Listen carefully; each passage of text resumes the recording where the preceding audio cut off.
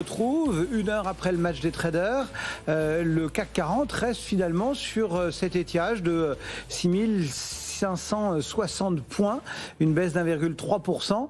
On manque un petit peu d'idées, même s'il y a du monde sur le marché, Romain. Bonjour, oui, on manque un peu d'idées.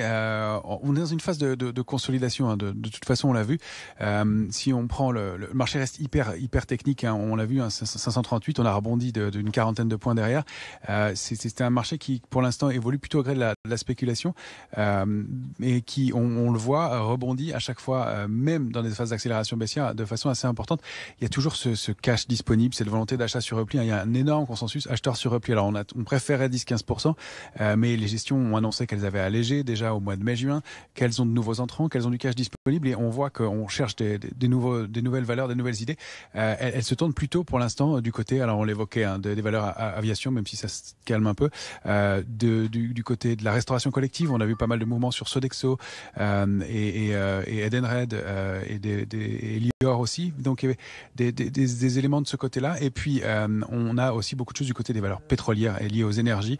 En général, Total Energy qui sous-performait, rattrape son retard depuis plusieurs séances et elle reste solide. Et puis il y a du côté automobile tout ce qui est équipementier. On était un petit peu mitigé sur Valeo. On constate qu'elle a l'air de vouloir continuer et poursuivre son chemin. Elle évolue toujours à l'intérieur d'un canal baissier, mais il faut rappeler que ces valeurs-là, les équipementiers notamment, étaient revenus sur des niveaux de l'été 2020, donc des niveaux antérieurs au vaccin Pfizer de novembre 2020.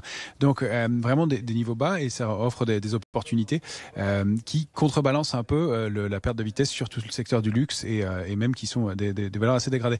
Alors, on est pour l'instant dans un marché de stock picking. On évolue de façon assez harmonieuse, hein, il faut le dire, avec des cibles graphiques qui sont bien identifiées, des rebonds, des mouvements qui sont plutôt latéralisés, même si sur le S&P par exemple on a rompu la dynamique haussière, hein, on a rompu le canal haussier au sein duquel le S&P évoluait depuis le début depuis la crise Covid, depuis mars 2020.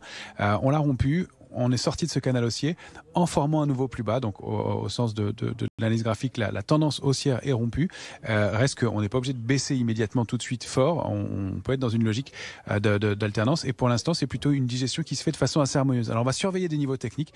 Pour l'instant, ça ne dégénère pas parce que même s'il n'y a pas beaucoup de couverture dans les portefeuilles, les niveaux d'alerte sont bien identifiés. La prochaine zone sous 6565, c'est 6350, 6400. Ça, c'est notre alerte de moyen terme sur l'indice CAC 40. En dessous, il n'y a pas grand-chose avant 6200 points. Et puis derrière, ce serait sous 6000. Sur le S&P, c'est 4372, 4504. Sur le Nasdaq, c'est 14800, 15270. Ce sont des bornes au sein desquelles on pourrait évoluer. Et si on sort de ces bornes-là, en revanche, on pourrait réactiver une tendance un peu plus franche. À la hausse, je ne m'attends pas à des miracles dans l'immédiat, compte tenu des éléments qu'on entendait encore à l'instant chez vous, en plateau. Ouais. Évidemment, pas d'envie de prendre de risques à cette période de l'année. Et donc une stratégie assez défensive. À la baisse, ça pourrait dégénérer un peu. Pour l'instant, on voit qu'il y a quand même beaucoup de liquidités, ce consensus acheteur sur repli, et 10-15% de baisse, ce serait un peu la cible trop parfaite, et ça semble difficile tout de suite. Alors si ça dégénérait, ça pourrait dégénérer un peu plus. On n'en est pas là dans l'immédiat.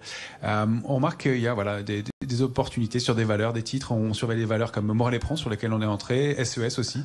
Il y a pas mal de stock picking à faire, des choses intéressantes. Il y a quand même des relais, et puis on voit dans un indice qui perd 1%, des valeurs qui dans l'indice CAC 40 réussissent à prendre plus d'1%. Bouygues nous intéresse aussi, elle franchit des niveaux importants de long terme. Donc il y a du relais, même si il y a un risque d'accélération baissière qui est pas négligeable. Donc on avance couvert, on avance protégé dans ce marché, et avec du cash, en observant ces bornes-là et en étant assez réactif. Juste un petit mot également, parce que là on a passé un bon moment sur ces indices.